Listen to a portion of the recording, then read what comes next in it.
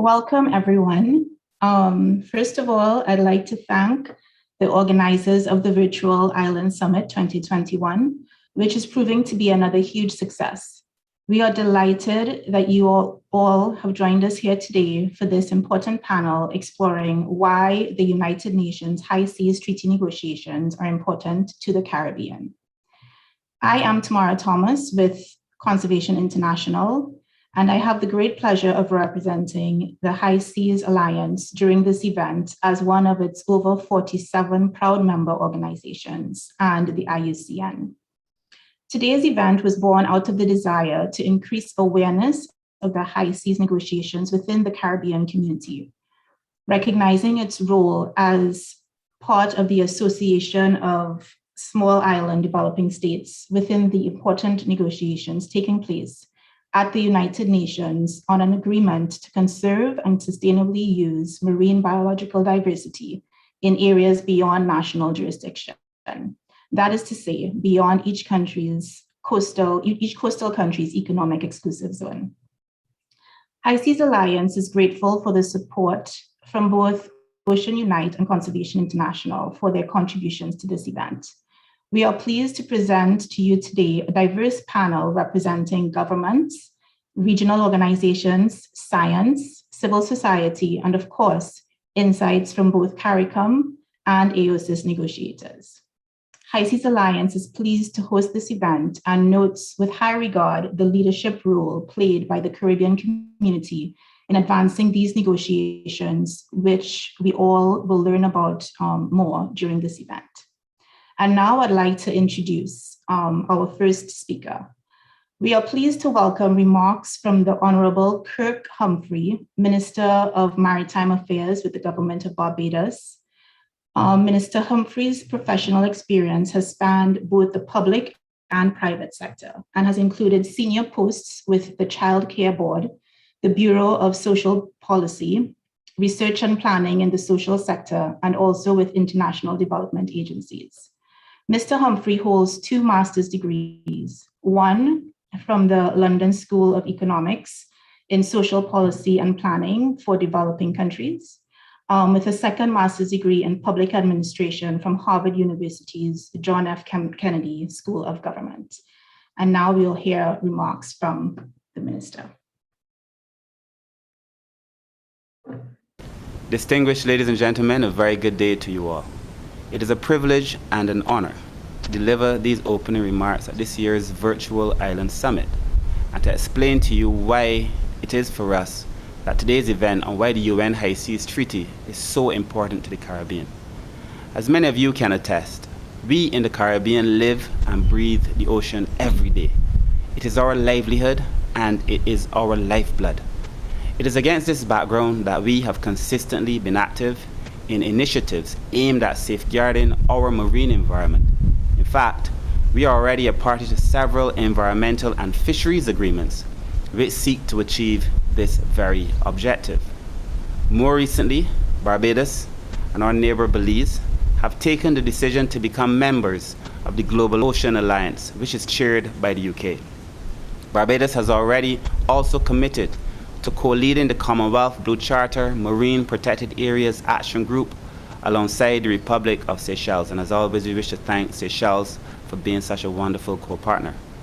But we in CARICOM recognize that to properly conserve and sustainably use the marine resources, which fall within the areas under the jurisdiction of each Caribbean country, attention needs now to be given to what is happening in areas beyond that of national jurisdiction. It is for these very reasons that from the very outset, CARICOM has been active in the discussions and negotiations, calling for the development of a new international legally binding agreement to better manage and sustainably use the resources of the high seas. Through this agreement, we have the opportunity to ensure that we have a healthy ocean. We also see the treaty as providing opportunities for the region to increase its ability to conduct marine scientific research and develop homegrown solutions for the management of its marine resources. We are therefore hopeful that this new agreement will contain strong provisions on capacity building, the transfer of marine technology, and yes, financing, so that we too can engage in the type of exploration and research being conducted by others. Let me give you an example. It can take thousands of samples, years by the score, and millions, even billions of dollars, and advanced science and technology to develop one medicine from the ocean, just one. And this is the advantage that many developed countries have that we in small island states do not have. But I make the point that anything that is drawn from our shared resources, the benefits should be shared with and to all. So after decades of discussion, the process to finalize a new UN High Seas Treaty is in the final stages of negotiation, with 3 formal treaty negotiation sessions completed and the last one planned for March 7th to the 18th, 2022. The proper governance of all aspects of the world's ocean space will be determined now and forever in relation to the Caribbean by what we do in this time and in this space. We therefore continue to have a strong voice in these negotiations, these important negotiations. This landmark treaty, when adopted, will hopefully lead to the transformative change in the conservation, management, and sustainable use of marine biodiversity in areas beyond national jurisdiction, and will play a very key role in delivering the global target of protecting at least 30% of the ocean by 2030, the 30-30 objective that all of us have agreed to following scientific recommendations. Barbados, like its sister CARICOM countries, have all intrinsic geographical, cultural, and social, as well as economic ties to the coastal and marine environment. We fully appreciate and understand the ecological connection between the high seas and Caribbean waters. The commitment is manifested in the work of our regional institutions, such as the Caribbean Regional Fisheries Mechanism and the University of the West Indies, which both play an important role in building the capacity of our community and advancing scientific research. It is therefore expected that the inherent expertise of the region will be engaged in the global efforts to manage our ocean resources. I therefore make the call for all of our regional institutions to be involved and included as we make decisions going forward. After decades of discussions and negotiations, the 4th Intergovernmental Conference scheduled for March 2022 must be the final negotiating session. The moment is ripe, and we must ensure that when the next IGC takes place, the tough political decisions which will be made and clear the way for treaty adoption by the end of 2020 and 2022 are taken. Barbados is committed to this, and with my CARICOM colleagues, we will endeavor to finally bring legal protection to ensure we have a sustainable ocean that can support our lives and livelihoods for generations to come. As we approach the end of these negotiations, I wish to assure you of CARICOM's support for a robust and ambitious treaty, and that this support will remain very high. For us, it simply cannot be business as usual. Barbados is committed to amplifying high-level support to ensure that the next IGC marks the finale of all these negotiations in preparations for treaty adoption.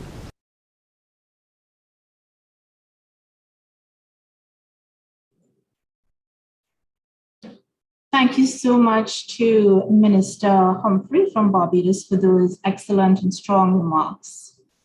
So now it is with pleasure that I introduce you to our esteemed moderator for our event today.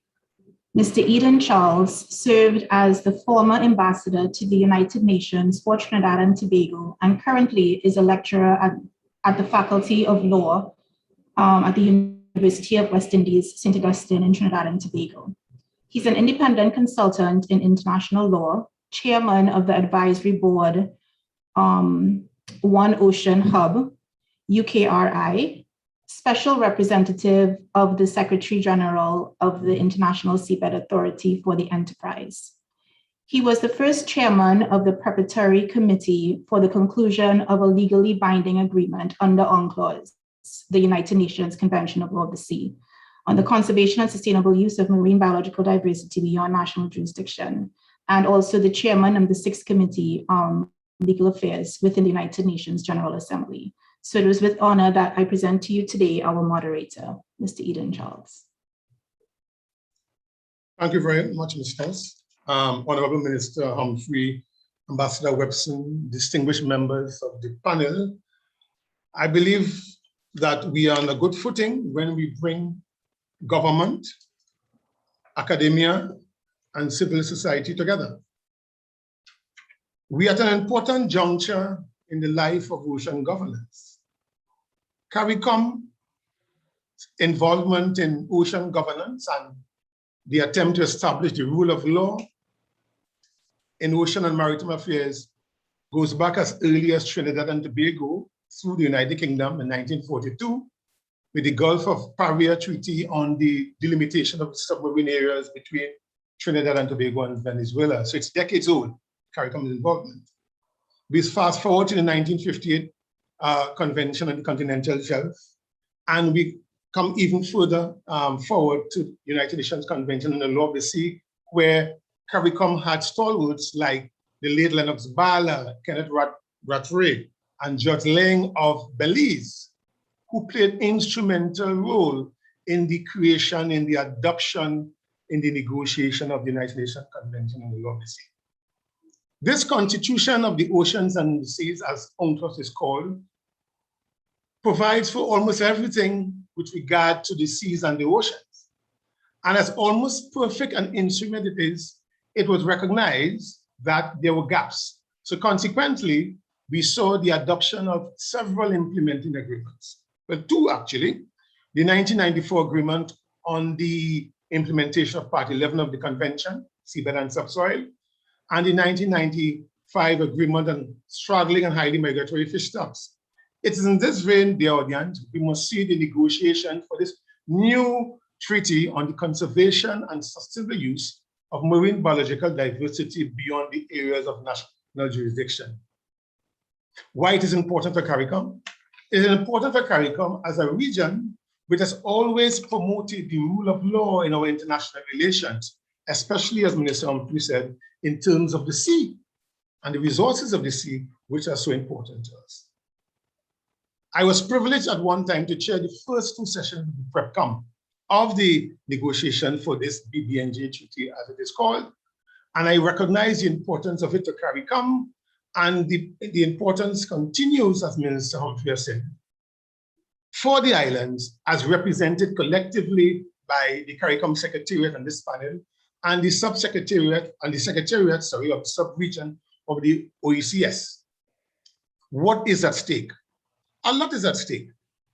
That is why when we negotiated the resolution more than 15, almost 20 years ago, which gave birth to this BBNJ process, as it is fondly called, and we arrived at a juncture in 2011, we arrived at a package deal. This negotiated package deal must not be undermined because it provides the framework, it provides the guide, it provides the pit and substance which should imbue, which should be infused in the treaty. Environmental impact assessments, we all know that is important. Area-based management tools, including marine protected areas, very important. Capacity building and the transfer of marine technology, critically important, because as member states of CARICOM, sometimes we lack the capacity as other small island developing states to adequately explore and exploit the resources of our oceans and seas. Bearing in mind as well that the transfer of technology has been the Cinderella provision of UNCLOS. One would hope that in the new implementing agreement, the BBNJ agreement, which will be the third agreement, we would see transfer of technology being very paramount. Additionally, the question of benefit sharing. We want to ensure, as CARICOM, that these resources, which are found in the global commons, where no state or entity could claim sovereignty or alienate the resources of this area, marine genetic resources and others, that there would be a formula with regard to benefit sharing. Some have advocated it should be the common heritage of mankind, which people see as a political hot potato. Others see it as forming part of customary international law as a provision of use provisions. I'm saying all of this because when CARICOM continues to sit at the fourth installation of the Intergovernmental Conference, one expects CARICOM negotiators to defend very robustly, very feverishly, up until the 11th, almost 12th hour, the package deal of 2011 and the issues of benefit sharing the issue of capacity building, the importance of ABNTs, and the importance of EIAs in this BBNJ treaty. Now, I have done my introductory part, and I now want to move on and invite an illustrious professor of the University of the West Indies at St. Augustine, Professor Judith Gobin. Judy is the first professor, the first woman professor in life sciences at the University of the West Indies, St. Augustine, and we are privileged and honored to have the distinguished scholar a part of our panel. Judy, you have the floor. Thank you very much, Chair. Yes, thank you for that.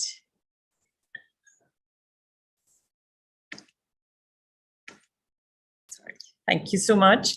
Good morning, good afternoon, good evening, wherever you are, and thank you sincerely for this opportunity. Science and scientific, sorry, could I have the slide one, please? The next slide. Science and scientific knowledge are key to ensuring sustainable use of our deep sea resources. And it was in this vein that the UN has declared 2021 to 2030 as the decade of ocean science. And we in the Caribbean should be and are extremely grateful for this. And of course, for the critical negotiations in respect of this very important treaty, which began even before this recent declaration. Just think about it. If this little is known, as we're looking at these huge global knowledge gaps, 99% of habitable marine areas lack basic biodiversity knowledge. In other words, think about it. If this little is known globally about our oceans and the deep sea, and by extension, of course, areas beyond national jurisdiction, then clearly the biodiversity knowledge gaps are much greater in our Caribbean oceans and deep seas. There is yet so much more to be discovered and revealed. Slide 2, please. We are only just beginning to make strides. And I'm pleased to say in 2013 and 2014, thanks to the EV Nautilus, when it came to the Caribbean, for the very first time, local Caribbean scientists, myself and Dr. Diva Amon, were invited to participate in these cruises.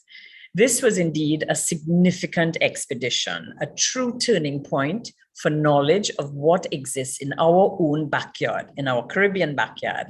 These shots are of our local biodiversity of the northeast coast of Trinidad and Tobago. This is biodiversity unimagined, and including our being able for the first time to have such great shots, photo shots, as well as videography of, and be able to locate methane seeps as on the sort of slide, the photo to the left of this slide. We have exposed just the tip, as it were, of this iceberg. Were it not for this expedition, we would not have retrieved the largest mussel on record to date of a Bathymodiolus species, as we did when we located it off of Kickham Jenny in Grenada. But deep sea science is expensive for us, both in terms of accessing the materials and including analyses necessary to provide the specific details of the ocean. Slide 3, please. For example, the Caribbean's biodiscovery activities, and the minister alluded to it in his presentation earlier, our activities in this respect are poor at the moment. And therefore we are not yet able to understand or appreciate fully the true value of our own deep sea resources. With deep sea biodiversity comes the potential, as shown in the slides, for the recovery and potential rather for a trove of MGRs, or marine genetic resources. Marine genetic resource technologies are applied to generate valuable products, as alluded to by Minister Humphrey earlier, such as cosmetics, pharmaceuticals, foods, and chemicals. Very, very valuable resources at that. The Caribbean's deep sea frontier is yet untapped by Caribbean scientists, even if previously tapped by other scientists. And what was the reason for this? There's still a very critical need to build in Caribbean scientific capacity. And of course, this is what this conversation today is all about. We need to move towards more innovative and creative responses since our regional needs have changed. No longer, in my opinion, should we train just 1 or 2 postgraduate students abroad with these scholarships and so on that we've used before. We need to move towards training larger groups, perhaps return to that sort of train the trainer module or model and bring the expertise specifically in terms of marine genetic resources, tools and technologies to a wider group of young scientists in the Caribbean. We must improve and strengthen our marine technical and scientific capacity in order to increase, improve on, and fill these biodiversity knowledge gaps, and more importantly, to ensure sustainability. The part of the slide on the right is pretty much just an introduction of what we, Dr. Amon and myself, attempted to do. In other words, we need not reinvent the wheel in our ABNJ biodiversity quest. We must continue engaging with partners. We need to build on those existing alliances. And we have begun to do just that. This is the beginning of true capacity building to meet this specific biodiversity need in the Caribbean. Thank you very much.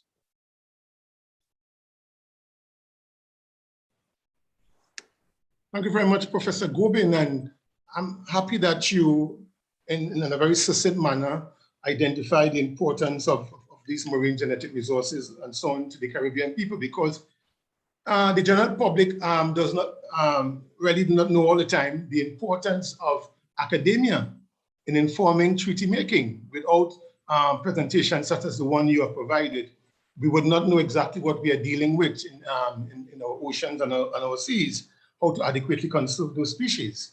So I want to thank you for that, and also to thank you for being there for CARICOM, providing expert advice during the negotiations. But thank you sincerely, Chair. You're welcome. I'm happy to ask questions as well, and I like to probe. And consequently, I have a question for you. What, in your estimation, is our biggest need in marine science? With a follow-up question: how can governments and policymakers assist?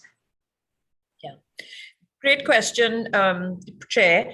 And of course, as I alluded to in the presentation, deep sea science is expensive, even accessing the samples and later on analyzing, and especially in respect of marine genetic resources, and it takes quite a long time.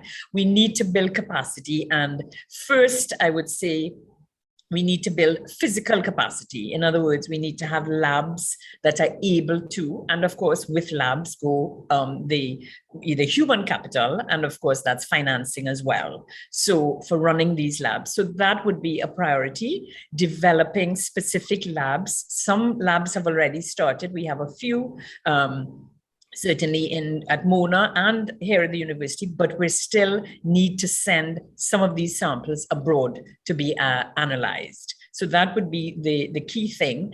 Secondly, I really want to make an appeal to governments and decision makers.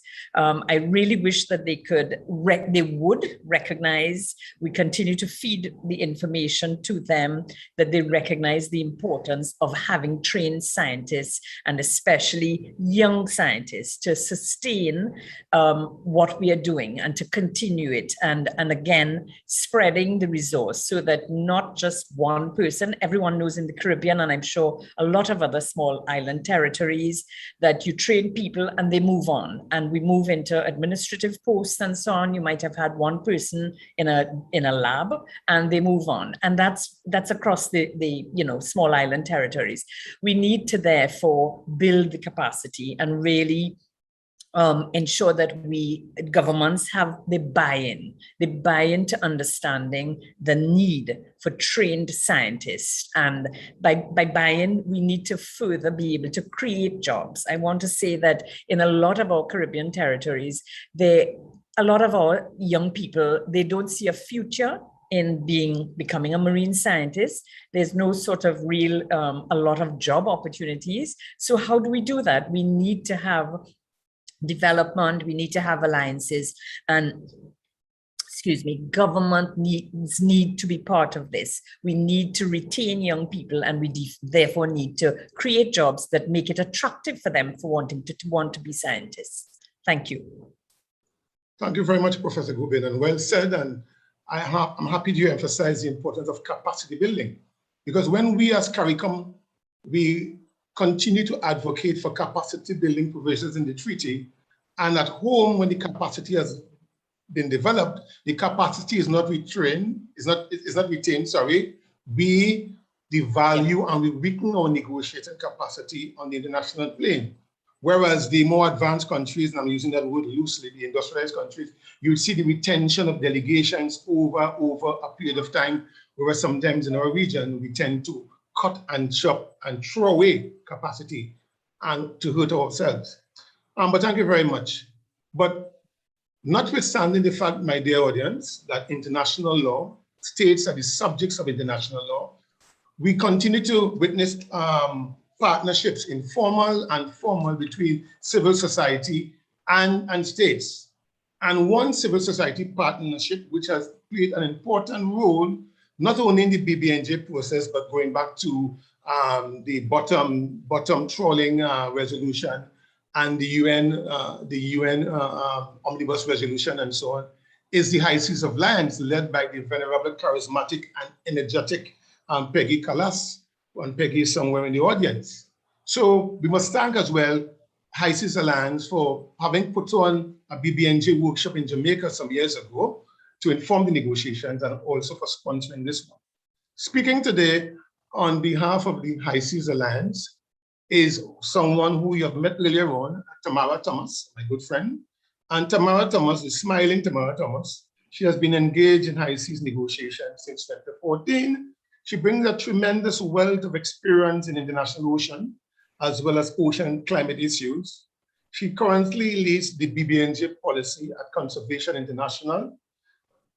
Tamara is a national of Trinidad and Tobago, and I have the honor, and I'm very proud to say, having worked with her as chair of BBNJ, I want to now call upon Tamara to provide remarks on behalf of the High Seas Alliance and give us a brief history, a snapshot, so to speak, of the engagement of civil society in the BBNJ process, which predates the negotiation for this treaty. Tammy, you have the floor. Thank you so much, Mr. Charles, Eden. It's a pleasure to come again here to represent High Seas Alliance. I will go through these slides pretty quickly. So once again, thanks to the Virtual Island Summit and all organizers for this opportunity to join you all here today. Delighted, of course, to speak on behalf of High Seas Alliance about the important role of NGOs in these negotiations. I will also walk us through just a little bit about what the High Seas, why the High Seas Treaty is important. Of course, our panelists coming up next will talk about that as well, and then also where the current, where the status of the negotiations lay currently. So moving on, so what exactly are the High Seas and why are they important? Why should we care? Some say that they are the forgotten half of our planet. They are the Earth's biggest biosphere, making up 70% of the world's oceans and almost half of the surface area of our planet. The ocean is a climate regulator, as many of you will know, and makes our planet habitable. Whether you live near the coast or in a landlocked country, it provides the oxygen for every second breath that we all take. The high seas comprising such a significant portion of the ocean and a phenomenal carbon sink. Nearly 500 million tons of carbon are captured and stored by high seas ecosystems annually, making it pivotal in addressing global warming and climate change. Because the high seas are the oceans beyond areas of national jurisdiction, they are a true global common, shared by everyone and belonging to no one nation. Essentially, the high seas begin where national oversight of the oceans ends. And therein lies the problem. Next slide. The high seas are a vast expanse and full of life, where lots of marine animals, whales, shark, and tuna migrate along its byways, and underwater mountain chains span the areas and play host to a diversity of marine life, species that we are only now beginning to understand, and much still remains undiscovered. In fact, we know less about the deep sea than the surface of the moon. And very much so, we welcome the remarks of Jody Gobin that we just heard talking about this. But we do know that we are in the midst of an unprecedented threats to the ocean for human activities. In the span of just 100 years, we have managed to do quite a bit of damage to what has existed for millennia. There are still pirate fishermen by the thousands, and too little enforcement of ungoverned ocean spaces. For example, nearly 90% of the world's marine fish stocks are now fully exploited or depleted and overexploited. When we think about pollution and impacts, there are plastic patches floating in the Pacific, the size of small countries. And climate change-induced ocean warming and acidification is disseminating coral reefs and further exacerbating these human impacts on the ocean ecosystem. And to add to that, deep seabed mining is a looming reality that we all know. It's hard to predict what unforetold and emerging issues lie in the ocean's future. You see, the major problem is that the current ocean governance framework is inadequate, and this is what we're going to talk about today. The high seas, under the Convention of the Law of the Sea, is the legal framework for all activities in the ocean. However, it was negotiated in the 70s at a time when technology to go deeper and further into the ocean was not foreseen, and therefore it has serious gaps. Under UNCLOS, the ocean is separated into zones, and the high seas encompasses the water column beyond the EEZ, 200 nautical miles of coastal states. And this is the slide right before, sorry, previous slide.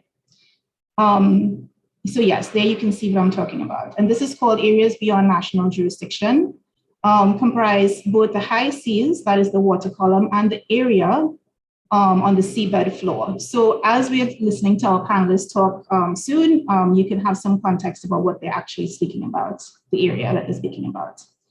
Under the convention, there is no comprehensive oversight of all activities in the high seas. Instead, various activities are governed by a patchwork of international, regional, and sectoral agreements and organizations with different priorities. IMO, for example, covers shipping, ISA covers deep seabed mining, and various RFMOs oversee fishing and catch allowances, and a multitude of multilateral environmental agreements. In some areas, mandates overlap and create complicated jurisdictional issues, and elsewhere there are gaps where no one has the full authority to act. This is also generally poor to no coordination with overlapping or neighboring organizations. As a result, in the high seas, human activities are weakly regulated and poorly enforced, or not regulated at all. And it is incredibly difficult to take into account cumulative impacts to ecosystems from shipping, fishing, mining, and other activities that we don't even know about that will be happening in the high seas. At present, there is no global mechanism to establish marine protected areas in areas beyond national jurisdiction. And moving on to the next slide, governments and civil society and ocean stakeholders have been discussing these issues for nearly 20 years at the United Nations headquarters in New York, in capitals around the world. As you can see from this timeline, these discussions began in 2002 and evolved to the ad hoc open-ended working group, which met from 2006 to 2015. A preparatory committee took place between 2016 to 2017, followed by a United Nations resolution that launched in 2018 from the formal UN treaty negotiations for a new legally binding instrument for the conservation and sustainable use of marine biodiversity in areas beyond national jurisdiction, or also called the high seas. This agreement would be the third implemented agreement, as referenced earlier by Mr. Charles, under UNCLOS. And I'm sure he will talk with you more about that as we move through the session. And so one thing I would just like to note here is that the BBNJ Treaty is a package agreement. It's a package of issues, which you will also hear throughout this event. And as you heard earlier, Mr. Charles did note each of these four sections of the agreement. And of course, we just want to emphasize that the objective of this agreement is to conserve and sustainably use areas beyond national jurisdiction. One of the most crucial aspects of this treaty is, of course, to provide a framework for the establishment of a network of well-connected and represented marine protected areas on the high seas, which could allow the ocean to repair and build resilience in the midst of so many stresses. We'll hear later on from Janine Felsen about this. And it is important, though, that we future-proof this treaty so that it stands the test of time, not only for the next 10 years, but for decades to come. After 3 rounds of negotiations at the United Nations, we are currently in the final stages of negotiations. The 4th and final slated session has been scheduled for March 2022. And depending on what happens with the pandemic, if that plays out, we would really like to see this be the last intergovernmental conference. Moving on, I'd like to talk about the important role of NGOs. So here on the slides, you're seeing sort of the 1st, 2nd, and 3rd and 4th negotiating sessions. So the 4th one is the one I was speaking about that is now scheduled for March 2022.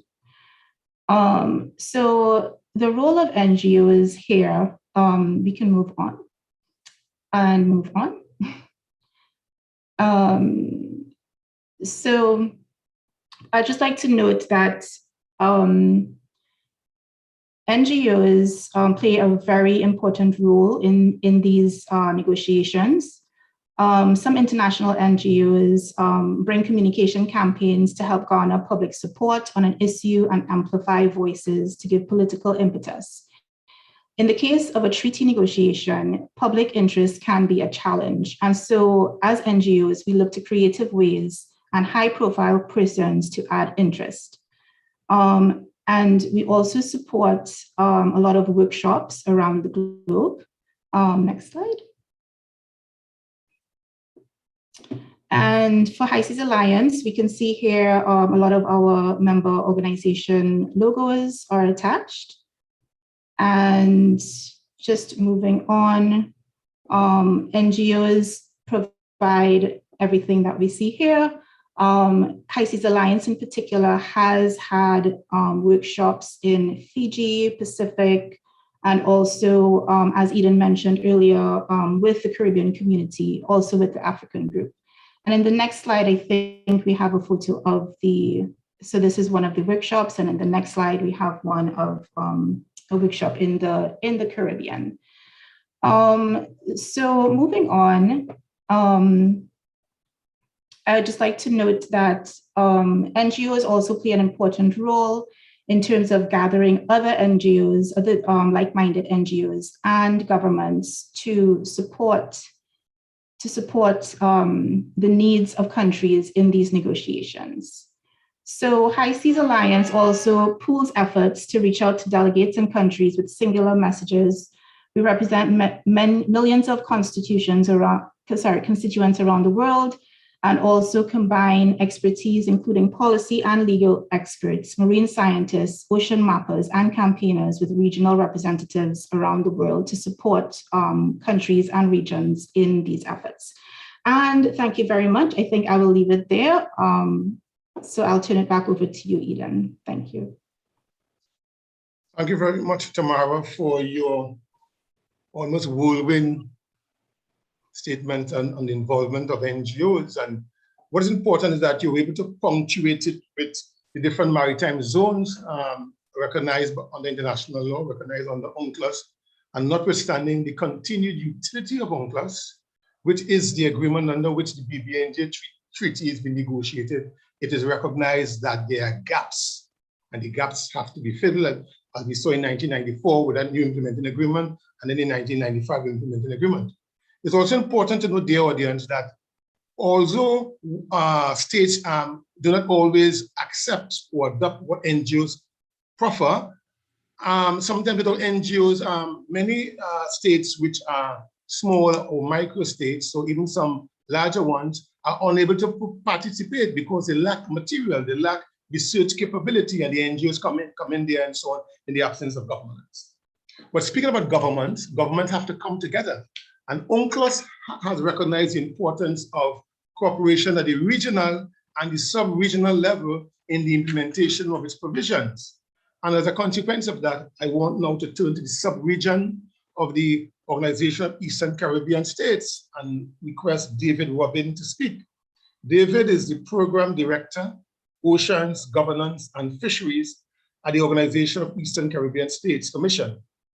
And he's responsible for strategic leadership, coordination, development, and implementation of a cohesive ocean governance and sustainable economy, that is blue economy plan, to support the OECS member states in delivering and achieving agreed priorities for their benefit. Among other things, David has also served as chair of OECS Regional Ocean Governance Coordination Mechanism and the CARICOM Maritime Transport Committee, among other things. David will now address us on the importance of marine biodiversity beyond areas of national jurisdiction to the Caribbean economy and its connectivity, its interconnection with regional governance and the proposed BBNJ structure. David, you have the floor, my comrade. Thank you very much, Chair, distinguished panelists, delegates, participants, viewers. I thank you for the opportunity to speak on this afternoon on this most important matter.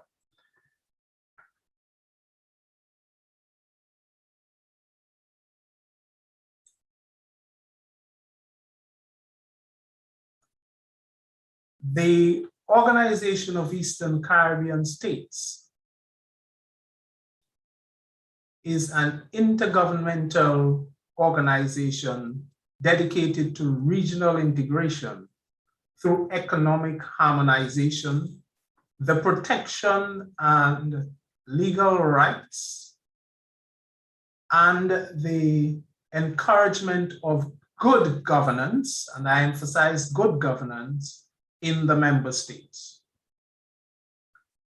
The OECS was created by the Treaty of Bastille 40 years ago, just ahead of the United Nations Convention on the Law of the Sea coming into force.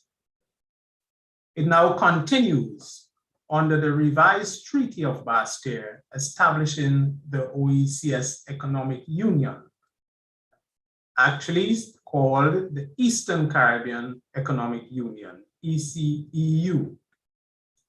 Together, these 11 small island developing states and the territories form a continuous archipelago across the Eastern Caribbean. The journey began and took into consideration the unique vulnerabilities, including those related to climate, their linkage with the oceans, and, as has been pointed out, how important it is for all of us for survival and sustainability. Good governance in the area beyond national jurisdiction and its application to the biodiversity beyond national jurisdiction contained therein is a vital and compelling necessity. Our Director Generals, from first to current, have developed visionary leadership, have provided visionary leadership and inspirational messaging that underscore the importance of good governance. When UNCLOS was coming into force, our first Director General said, and I quote, "The sea and its resources assume a new importance for possibly the last frontier for resource exploitation, which underpin the aspirations for self-development of our member states." This is our heritage, says another of our Director General. Let us conserve it, develop it wisely, guard it jealously, and hold it in trust for all times. And our current Director General sums it up by pointing out, from the very first day, we saw the sea and its resources as an asset for our quest for sustainable development, equitable development, and for a common heritage that would bind us closer together.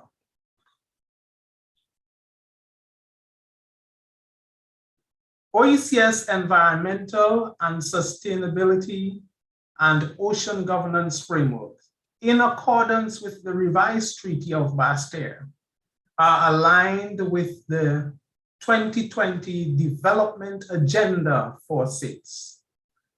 They embrace the fundamental tenets of good governance. They embrace a visionary, holistic, integrated, programmatic approach for sustainable use of the blue economy for our ocean space, and for sustainable utilization of the resources, and for stewardship in keeping with the common heritage of mankind as outlined in Article 136 of the United Nations Convention on the Law of the Sea.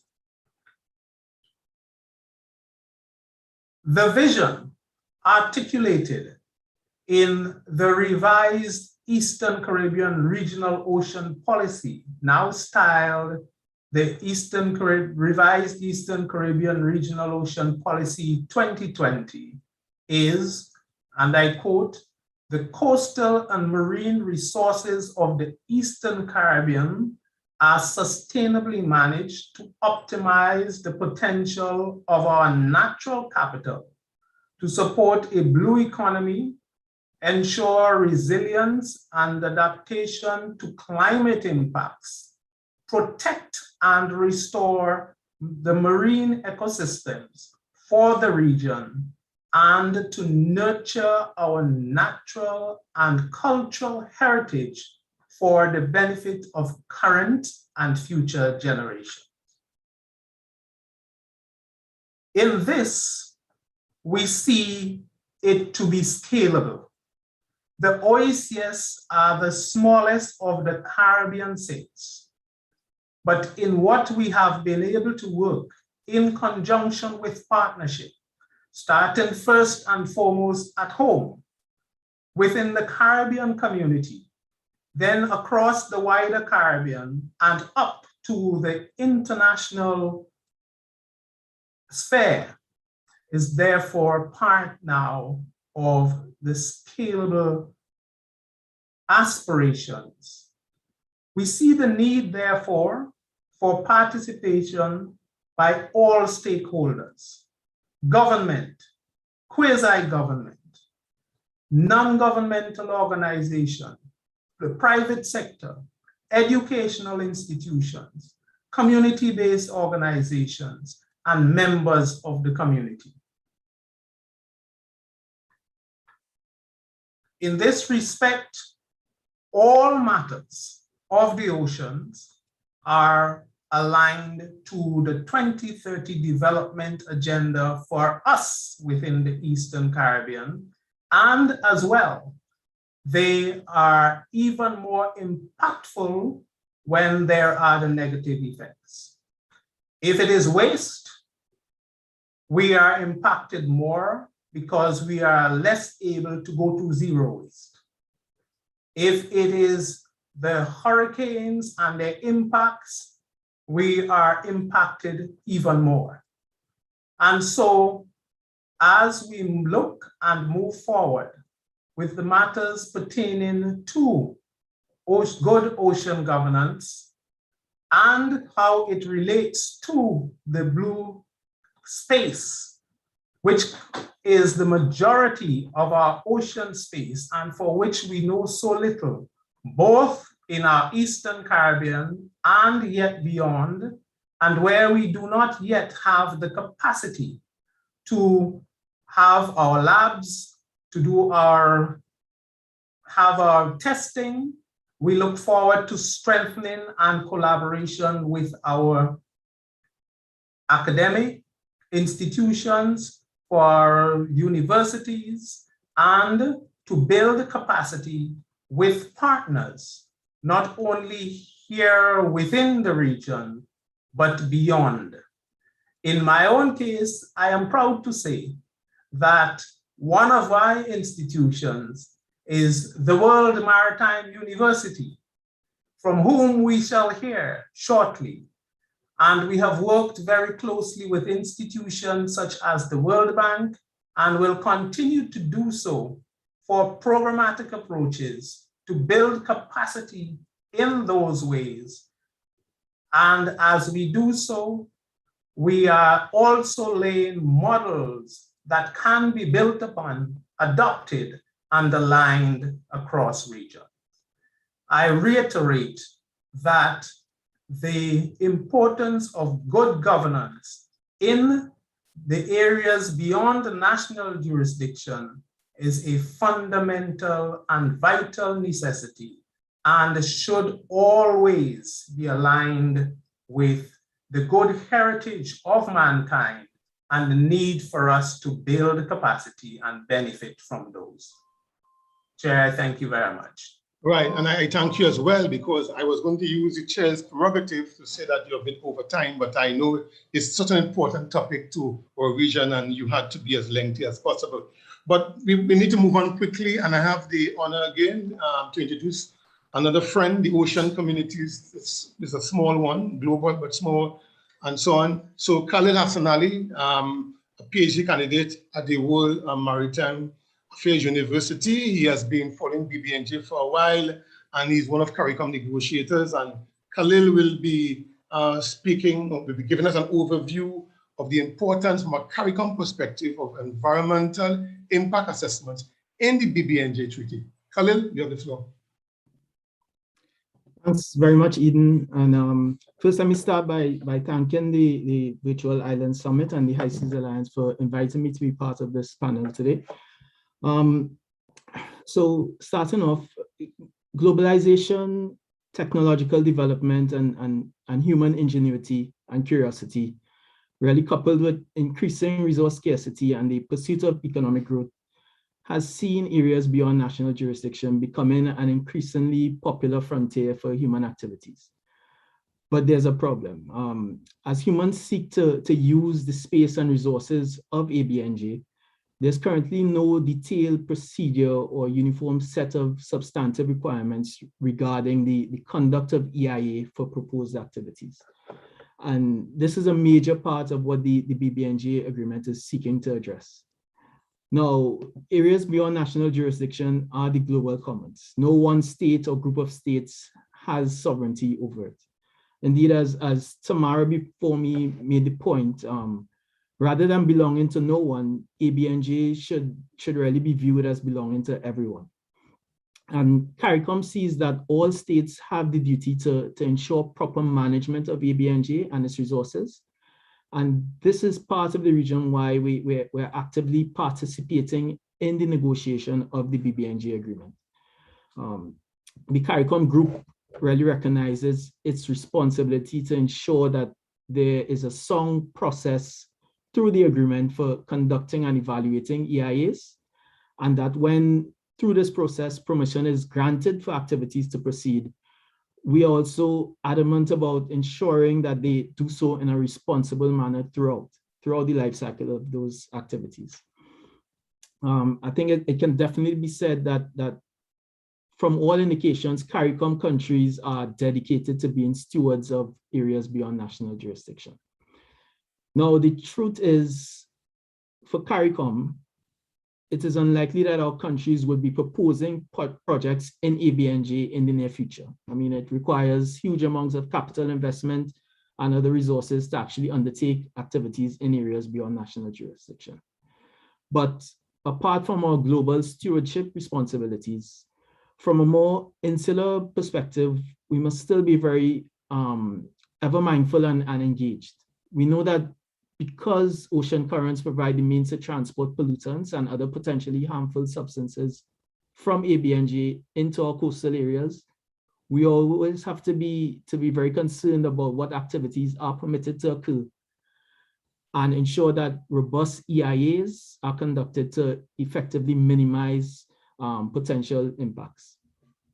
When I'm speaking about EIAs within the BBNJ agreement to audiences, I like to use the example of sargassum to really drive home why robust EIAs are important for us in the Caribbean. Although sargassum is a natural occurrence, it is still an example of something that originates in international waters and travels through ocean circulation, inundating our coastlines and severely affecting some blue economy sectors such as tourism and fishing. And the problem of sargassum has been becoming worse over the years. But the point must be made that the same mechanisms that transport sargassum can also transport pollutants from activities occurring in areas beyond national jurisdiction. We therefore have to ensure that high quality EIAs are conducted for activities that will be proposed in areas beyond national jurisdiction, and that rigorous evaluations of these EIAs occur before these proposed activities are given permission to proceed. Now, with regards to CARICOM's actual engagement in negotiations, we are really aiming to have good governance principles such as transparency and accountability and legitimacy operationalized in the EIA provisions of the BBNJ agreement. We are pushing to have the agreement mandate genuine, broad-scale and far-reaching public notification and consultation procedures. We are also attempting to increase transparency by having provisions inserted into the agreement that would ensure all documents and reports arising out of the EIA process be made publicly available and accessible. And in addition, we are really stressing the importance of having global oversight in the EIA process through, for example, having independent experts review EIAs and make recommendations, and in granting permissions for activities to proceed, that these decisions are taken, they're taken cooperatively among all parties to the agreement. Also, recognizing that capacity to conduct and review EIAs in the Caribbean could be strengthened, we are also seeking to have the agreement enable this to be done. And it must be noted that capacity built in these regards would be applicable both in areas beyond national jurisdiction and also within our own national jurisdictions. That's what I have to say for now. I think I'll leave it there, but I'll welcome any questions you may have later on. Thank you. Thank you very much, Khalil, and for your brevity as well, and identifying the importance of EIAs, environmental impact assessments, to CARICOM. And you mentioned that CARICOM may not have any projects in areas beyond national jurisdiction, but because these areas are owned by everybody, including CARICOM member states and so on. But I must point out that one could contemplate CARICOM in partnership with other actors having projects in ABNJs simply because the convention contemplates cooperation and the 2030 Agenda for Sustainable Development. But thank you very much. There's an interesting discussion taking place in the chat side. There are questions, but We are out of time. We are using this platform ably provided to us by the Virtual Island Summit, and there's another meeting coming up very soon. Having said that, I want to introduce you to one of the most gifted international lawyers that the Caribbean has produced, Ambassador Janine Coy-Felson of Barbados, who's a senior advisor to the Alliance of Small Island States, and also to CARICOM on matters relating to climate change. She participated in the negotiations on the 2030 Agenda for Sustainable Development, which I mentioned, and she serves as a facilitator on the BBNJ Treaty, and now she's a negotiator on behalf of CARICOM, and she's going to identify the topic of marine protected areas, including ABMTs. Janine, you have the floor. Thank you very much, Eden. And I would love to be from Barbados, but I'm mostly from Belize. No worries. We only have a short period of time, and I think it's really important to really respond to what I'm seeing in the chat, which I think is a very rich discussion. I think you've heard already the importance of the interconnected relationship between areas beyond national jurisdiction and areas within national jurisdiction. You've heard about the importance of stewardship. You've heard the importance of key principles like transparency and things coming out in the chat as compliance and enforcement. These are all very critical. And why does this matter in relation to areas, ABMTs or area-based management tools? Well, in fact, it is part of the whole bundle, that package that Tamara mentioned. We're not going to be able to be good stewards of the oceans if we can't protect areas that become threatened by environmental stressors. And we're not just talking about activities that occur in areas beyond national jurisdiction, but we're talking about activities that even occur within our national jurisdiction that could have impact in areas beyond. I'm thinking immediately about climate change, and you all know how incredibly damaging anthropogenic climate change has been to the ocean. And there are areas now that are being severely impacted by the limited carrying capacity of the ocean. You also know about the impacts of warming of the sea surface temperatures and what that is doing for marine life.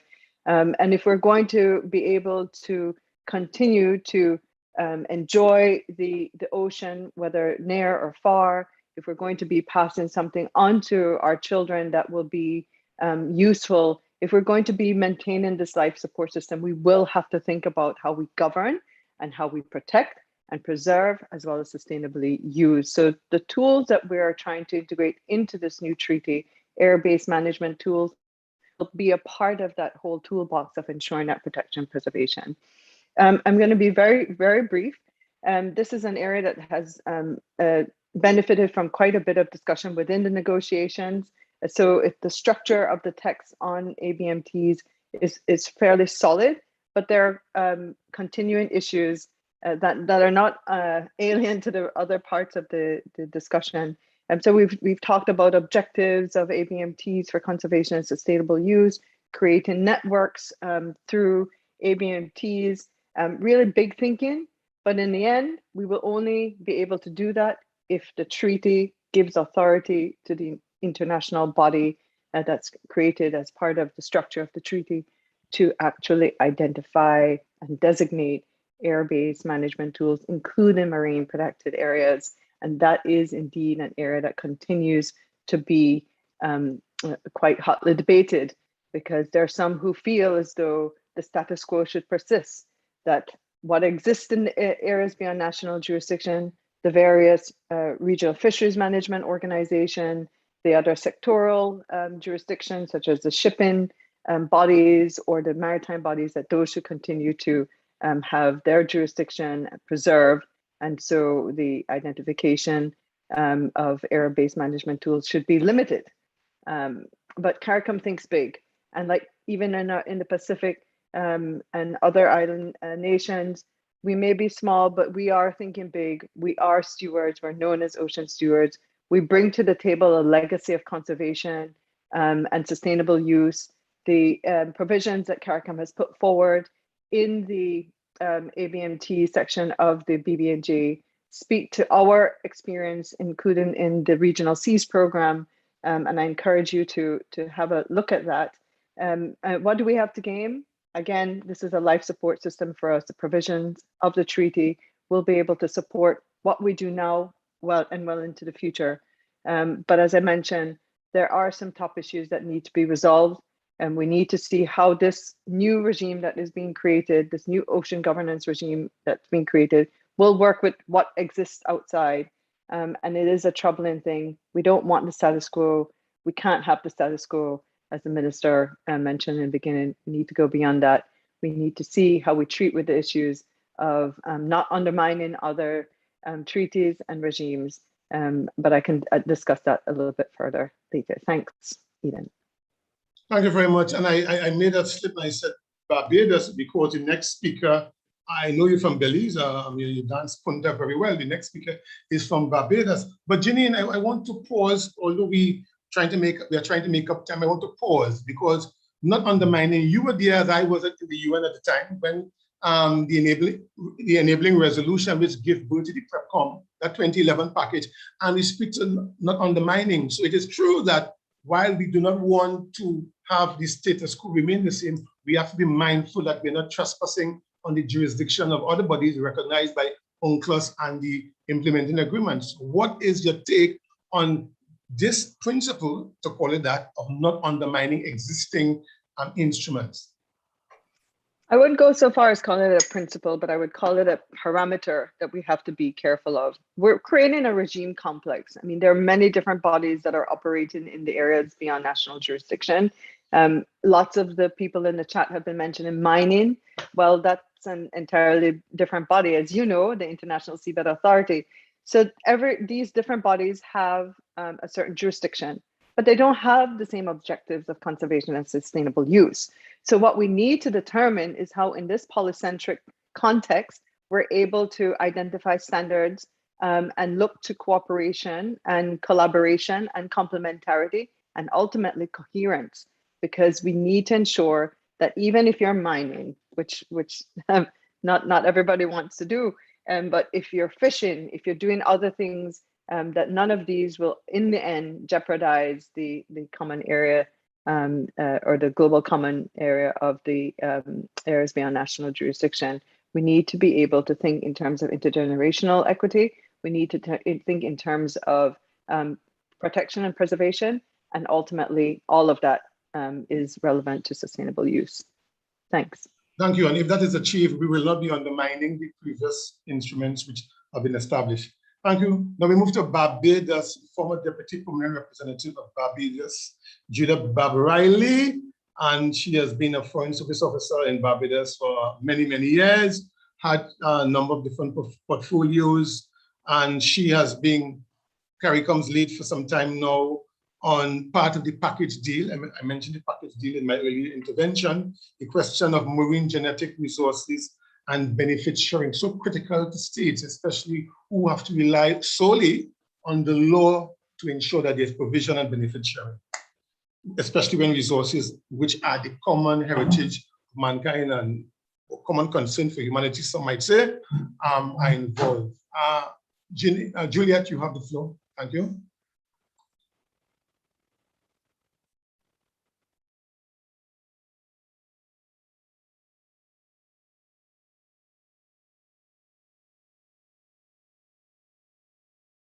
Juliet, you are muted. Sorry about that. So as you would have heard repeatedly today, CARICOM has been active from the inception in the discussions on and subsequent negotiations for the development of a new internationally binding agreement under UNCLOS. We have taken a holistic approach to the negotiations, recognizing that each element is important and interconnected. We have therefore avoided the temptation to prioritize certain elements of the package to the possible detriment of other equally important parts of the agreement. So why is the treaty important to CARICOM? We are island states. As Minister Humphrey indicated in his opening remarks, the ocean is literally essential to our lives and livelihoods. As such, we have an intrinsic geographical, cultural, social, and economic link to the marine environment. And as our moderator has reminded us, we are strong supporters of a rules-based international order. We also recognize the ecological connectivity between the areas within and the areas beyond national jurisdiction, and have traditionally adopted an ecosystem approach to the management of our marine environment. It is no surprise, therefore, that we believe that both areas of the ocean need to be equally managed. But furthermore, as our foreign ministers have indicated, there must be a careful and appropriate balance between conservation and sustainable use. So specifically on the question of marine genetic resources and the sharing of benefits, in broad strokes, our position is as follows. The new agreement must be a game changer. Frankly, as Minister Humphrey noted, it cannot simply be business as usual. And as Janine mentioned just now, the status quo cannot remain. We see the areas beyond national jurisdiction as the common heritage of mankind. It is a global commons, it belongs to all of us and should be managed as such. In fact, the science demands it, as reflected in the World Ocean Assessment and other assessments. And Janine mentioned just now the impacts of climate change on the oceans, which have implications for all of us. In terms of the material scope, we believe that the agreement should apply to marine genetic resources collected, accessed, and utilized in situ, et situ, and as digital sequence information. We support a robust and ambitious benefit sharing regime that facilitates the fair and equitable sharing of benefits. This regime should seek to promote equity and not entrench first movers' advantage. Accordingly, we support the call for the establishment of an open and self-declaratory electronic system with the assignment of a unique identifier for all resources collected and or utilized from ABNJ. We see this as critical to enabling a functioning and effective traceability regime. We further support the filing of pre and post-cruise reports and relevant notifications when resources from ABNJ are accessed and utilized et situ or as digital sequence information. We hold the view that this information could be made available in the clearinghouse mechanism envisaged under the agreement. For the purposes of transparency, measurement, and accountability, we support the view that the pre-cruise notification report should include information on the location and date where the resources will be collected, the envisaged purposes for which the resources will be utilized, and the person or entity that will be accessing the resources. Moreover, we believe the post-cruise report should update as necessary the information provided in the pre-cruise notification report and allow for the sharing of information on the findings of the expedition. We further see the sharing of benefits as linear and as such can occur when the organism is collected or at any point thereafter, including any commercial products that may be developed as a result of utilization of MGRs from ABNJ. CARICOM also strongly supports the African Group proposal for the establishment of an access and benefit sharing mechanism. We believe the ABS mechanism would give dedicated and particular focus to the operationalization and management of the benefit sharing regime.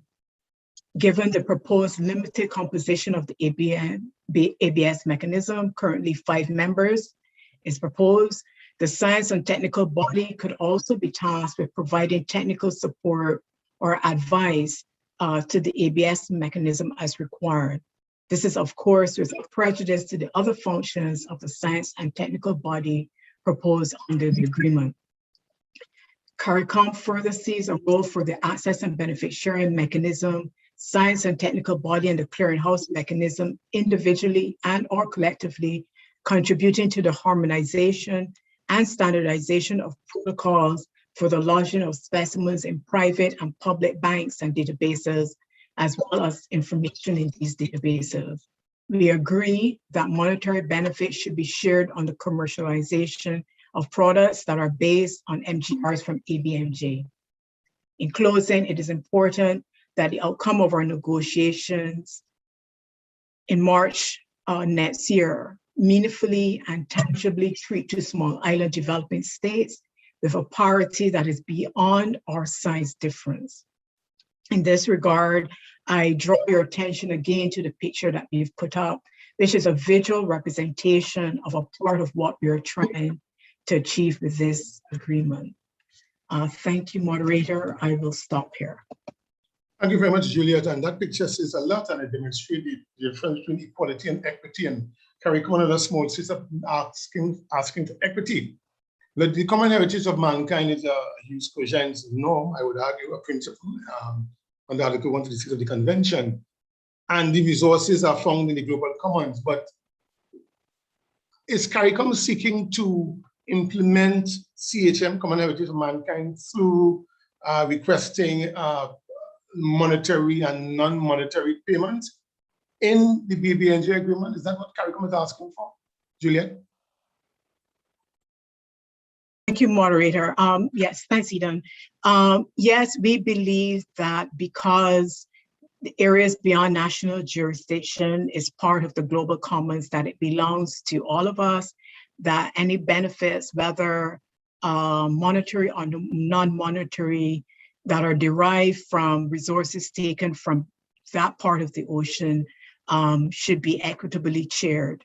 I know that there's been a view expressed by some countries that there is no guarantee that products developed, coming out of ABMG will take place. But we think that it's important to future-proof the agreement. And while that may not be currently happening or currently happening at a lower scale, that is not to say that it will not happen in the future. And because, for those two reasons, one, that it belongs to all of us, and that given developments in knowledge and technology, that this can become a real possibility, we think that it's important that the agreement make provision for both types of benefit sharing. Thank you very much, and well said. And you're getting some support, Juliet, in the chat, because Michael White has brought in the issue of indigenous people when he spoke to the principle of common heritage of mankind and the voice of the indigenous people being heard. And that's important. But when you're enjoying yourself, and I always enjoy myself when we're speaking about matters relating to the law of the sea, and you all know that, but we need to bring on Asha Challenger, an able diplomat from Antigua and Barbuda, who is the lead ocean negotiator for the Alliance of Small Island States. And we know that Antigua is the current chair of EOSIS, and she coordinates BBNJ matters on behalf of EOSIS. And today will provide us with an insight on the importance of capacity building and the transfer of marine technology. In my opening remarks, I mentioned those two areas which are critical part of the 2011 package, which must become an integral part of the BBNJ Treaty. Asha, you could begin. Thank you very much, Mr. Moderator, and thanks again to our host Virtual Island Summit and the High Sea Alliance for inviting us to speak. So I'll just go quickly into it. I'm glad that I was able to speak right after Juliet, as she really raised some important points on equity, as that's a major part of the thrust for capacity building and technology marine transfer from SIDS in this agreement. So basically, capacity building and marine transfer technology is one of the core elements of the draft agreement that we are speaking about today, and it's increasingly becoming important in negotiations, especially among developing partners who will need to develop capacity in order to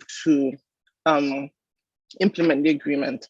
So a major concern for SIDS, which is highlighted by our active participation throughout the process, is ensuring that we'll be able to actively participate and also obtain a share of the benefits, including potential benefits, as Juliet just spoke about in the ABNJ. And this must be addressed constructively in the agreement because it is widely acknowledged that SIDS just do not have the same technical capacity as many of our partners. So how can we fully participate in the protection and sustainable use of our vast shared ocean resources? And we see that the BBNJ agreement provides an opportunity to to assist us in this by establishing a framework for capacity building, and that is needed for management of the ABNG, as well as and this goes hand in hand with creating equitable access and benefit sharing.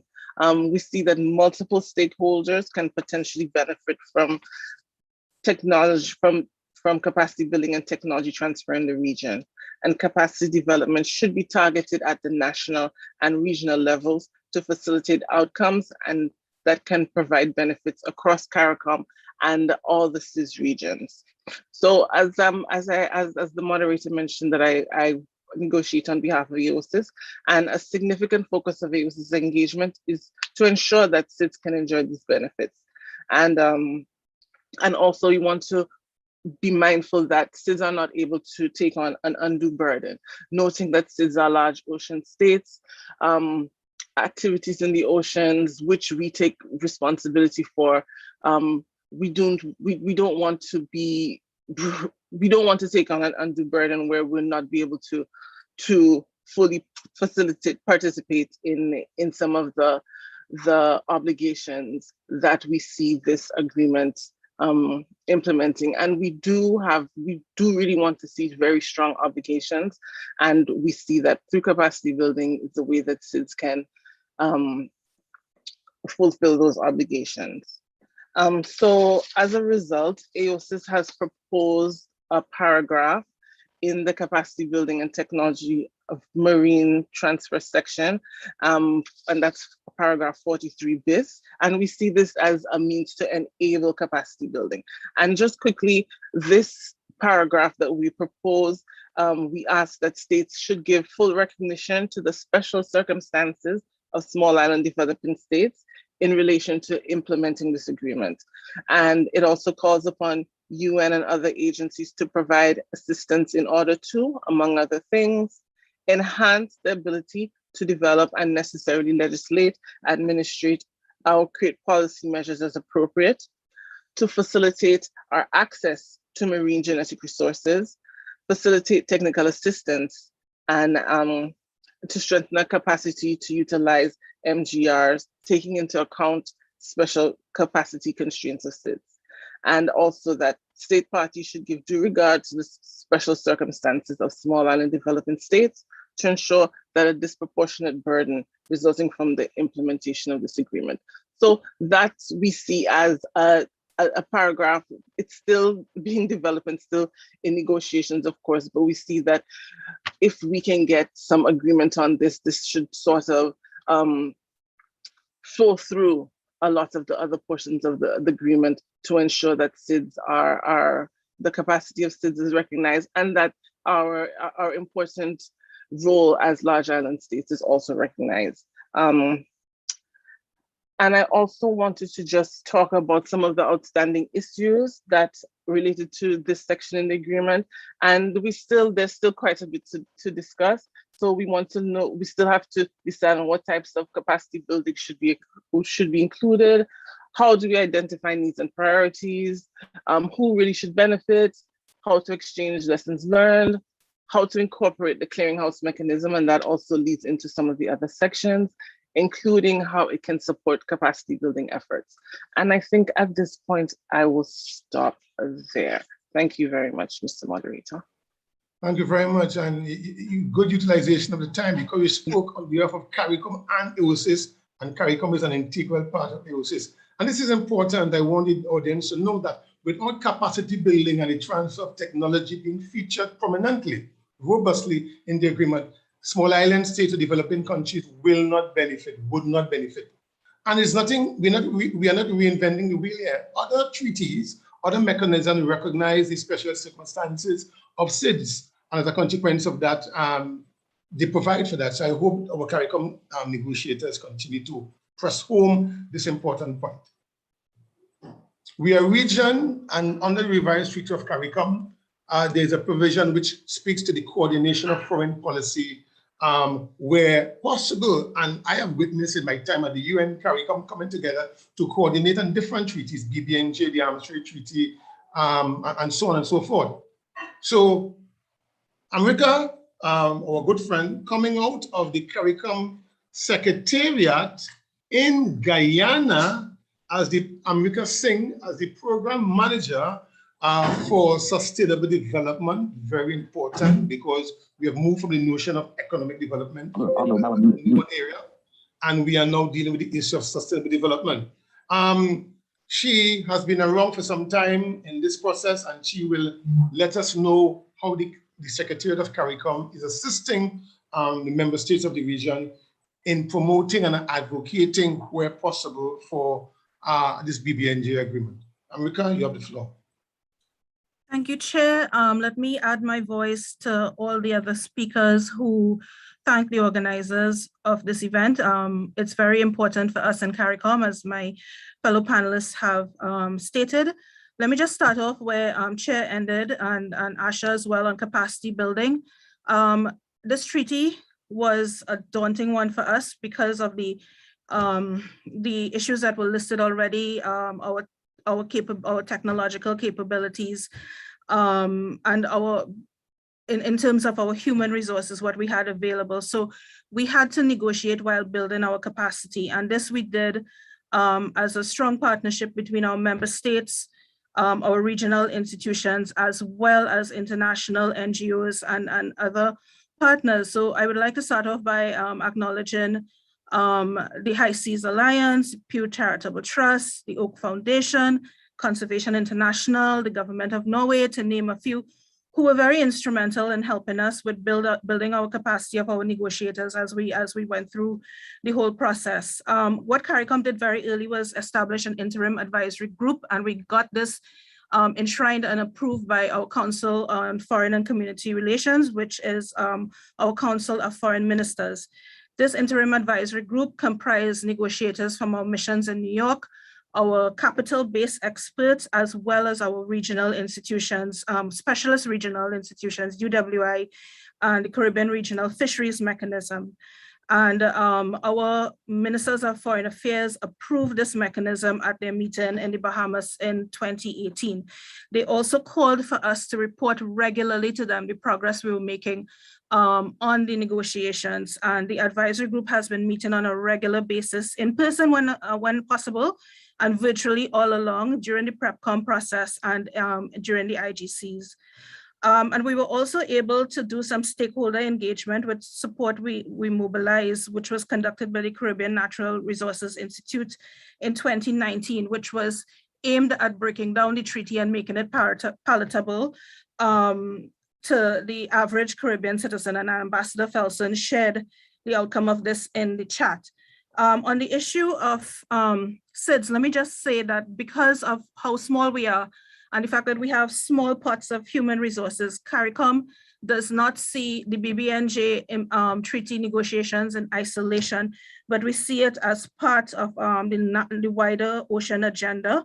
And this includes, as previously noted, the UN Decade of Ocean Science, the upcoming second UN conference, the 7th Ocean Conference, the climate Ocean Nexus that is gaining traction within the UNFCCC, as well as the Global Biodiversity Framework.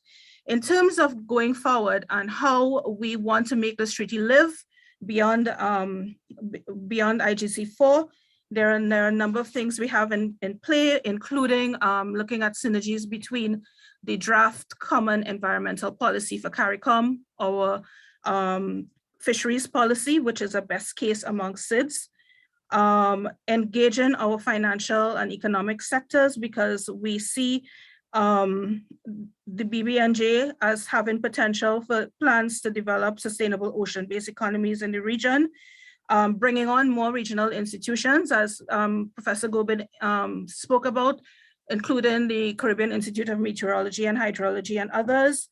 Capacity building, which we will be doing in partnership with Pew, Charitable Trusts, and the areas of ABMT and EIAs, increasing our scientific and research capacity through our regional universities. And we will do this in part through one of the main responsibilities of CARICOM, which is functional cooperation, which is a foundational pillar of our revised Treaty of Chagarama. So when we engage with international development partners and third states, we will continue to raise the concerns of SIDS in this area and seek to build the capacity of the region in the areas that we need to make this treaty live and not just be something else that we've done a lot of work on and then does not benefit our people. Thank you, Chair.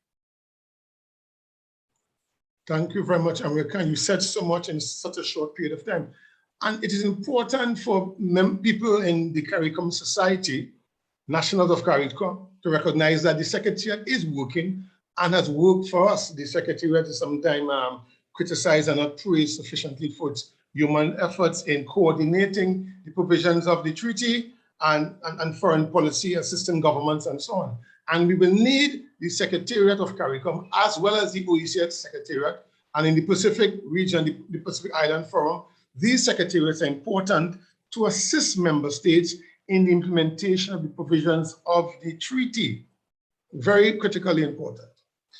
But some might say the best for last, and they might say I'm biased because he's my dear friend and we call each other comrade, Ambassador Aubrey Webson of Antigua and Barbuda. Ambassador Webson has been the Ambassador Extraordinary and Plenipotentiary and Permanent Representative of Antigua and Barbuda since 2014. He was one of my closest allies while I was at the UN. Ambassador Webson comes from Antigua and Barbuda, and that country currently hosts the chairmanship of CARICOM through its illustrious Prime Minister Brown. But among other things, Ambassador Webson is highly qualified in terms of his areas of expertise. He has worked as well for an international NGO, including Site Savers International and so on and so forth.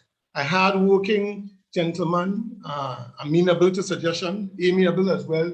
And Ambassador Webson will now give us some, not closing remarks, because we are not finished yet, you know. We are only concluding this part of the activities. He will give us some parting comments on this whole BBNJ treaty negotiations and the role of CARICOM and what he sees happening in the future. Aubrey, you have the floor, my friend. Thank you so very much, my dear brother and comrade. It is a great pleasure to be working with you once again. Thank you, and it's really great to know that you are still actively working on behalf of our Caribbean region and small states. Thank you. Friends, excellencies, colleagues, I would like to thank the organizers, the High Seas Alliance, the Conservation International, for organizing this really very important discussion today. I thank the panelists for the very insightful and very informative presentations on states, on states and in this discussions around the negotiations. BBNJ is critical and very important to the Caribbean region. In fact, it's very important to all island nations. As all the excellent speakers have said and highlighted, the BBNJ instrument is essentially and critical and important to us, and therefore, indeed, we all small islands are looking towards moving this forward.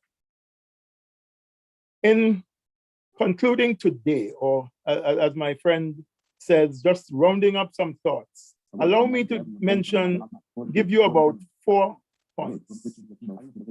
First, this process to negotiate a new legally binding instrument is now coming to about, we've been doing this up to 2 decades of formal and informal discussions.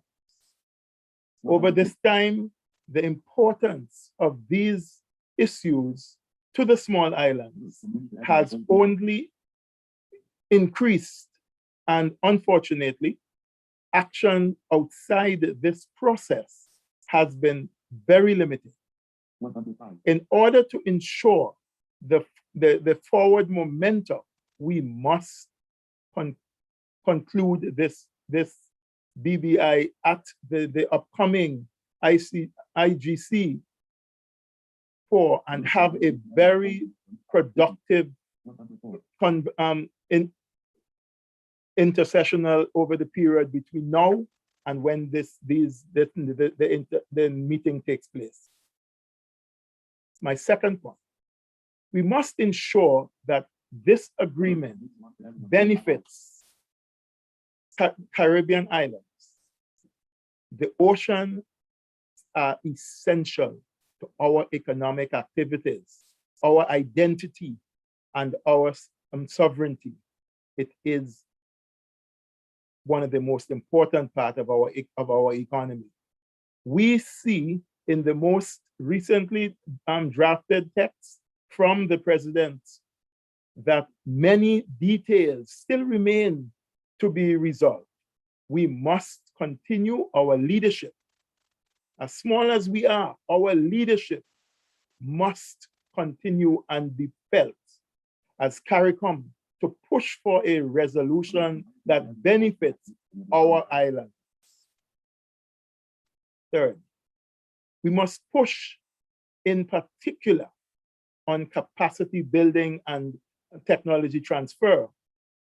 Ambassador Charles made reference to that just now, and so too I think did Amrika. Within this discussion, we must push for technology transfer and capacity building. We know that our limited capacity has the potential to limit our ability to fulfill our obligations and enjoy the benefits of the agreement. Only through effective capacity building will our participation be ensured. My fourth and final point, we need to work across small islands to advance this agreement. Our brothers and sisters in the Pacific have also been leading on many issues. We need to work together. As the chair of AOSIS, we, Antigua and Barbuda, will continue to work to bring the small islands together, because together we are stronger on the issues that are important to us and develop common ground in positions where possible. We will lead the islands to work together. We believe in the togetherness because we believe this is what will bring us results. I want once again to thank all the organizers and to thank the panelists. I want to leave with the parting word to say that the BBNJ is critical to CARICOM.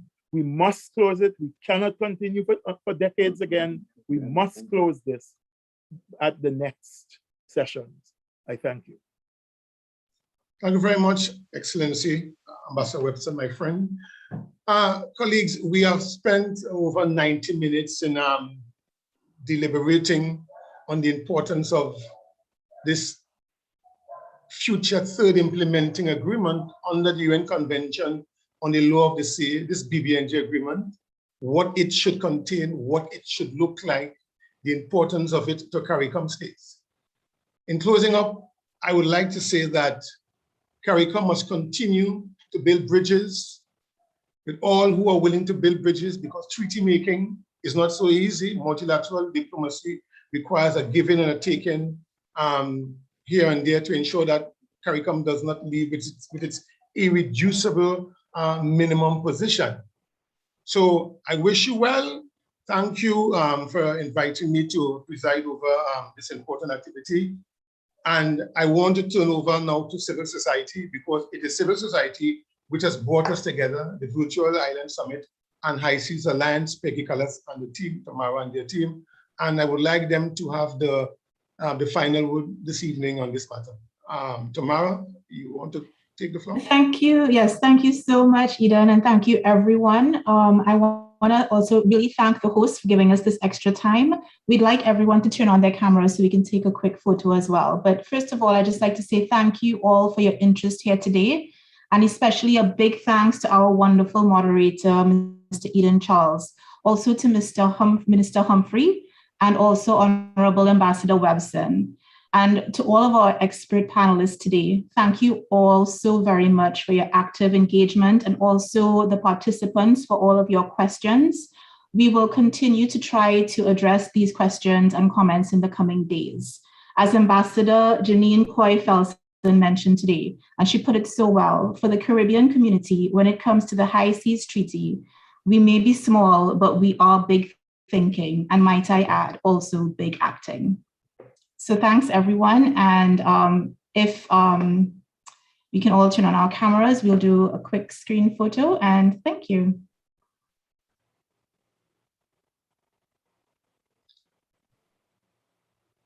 Thank you, Travis, and thanks, everyone. Have a good evening. Bye for now. See you next time.